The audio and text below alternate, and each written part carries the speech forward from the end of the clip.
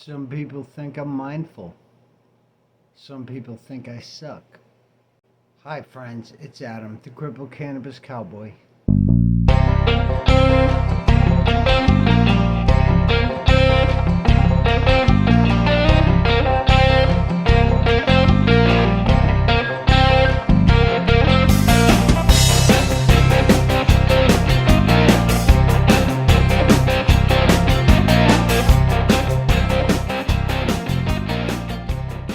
Thanks for watching my video on being mindful. If you can, being mindful helps out a lot. Being mindful, it's actually something a lot of people thought I was really good at.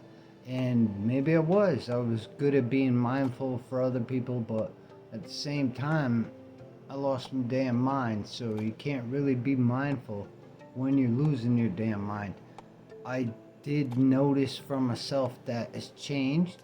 Like there was some mindfulness towards others and that kind of stuff, and now I'm sort of trying to learn how to switch that to myself. Being mindful about myself. That's like no joke. Paying attention to what I'm doing, what I'm thinking, what I'm getting involved in at any given second.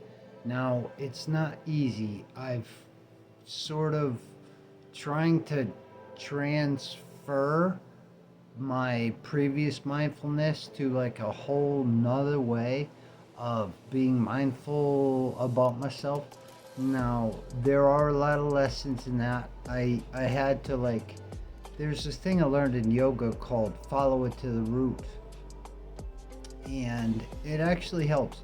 It kind of pointed out some things that I was having some problems with.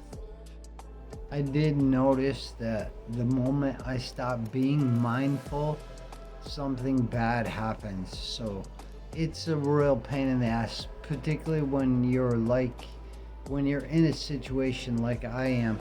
You have to be mindful of how you're walking and what your fingers are doing, and are you sitting too fast or are you sitting too slow? Put your shoulders over your toes to get off the toilet.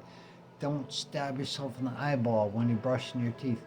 There is another level to being mindful.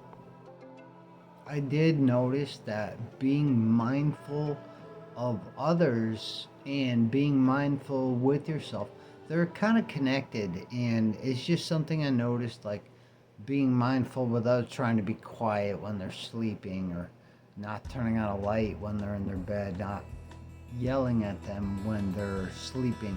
There's a lot of mindfulness to that can kind of transfer to other areas of yourself, where you could be mindful about how you're behaving.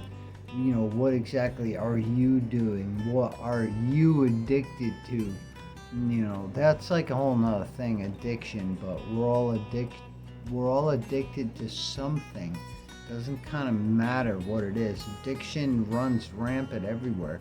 And the only way you can get control of your addiction, some addictions are good, don't get me wrong, but most addictions are bad. The best way to get in control of it is to be mindful about yourself and the others around you. I'm saying that because I actually dealt heavily with addiction. It wasn't me, I'm the witness to addiction. I have several roommates I've had that were addicted, family members. We've all kind of been plagued with someone that has been addicted. Or, I mean, because I was addicted, but I was a little more in control. I was addicted to martial arts, I was addicted to training.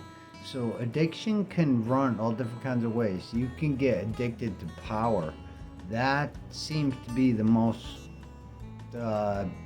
negative thing that's happening to our evolution. I remember that being involved in yoga in particular helped me out a lot. And it's simply because I would focus on, it wasn't every coach, but some of the coaches that were running the class, they would just say things and like, oh, feel your heart, or breathe in, breathe out.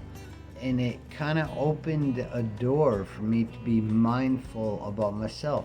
Now, I think this all the time, like, I'm not worthy. I messed up plenty, and I got plenty of things that I gotta pay for that I think about all the damn time. Being mindful of that prevents me from making those same mistakes again. If they were a mistake, thinking back on some of them, maybe it wasn't a mistake. Maybe it was like dodging a bullet or something.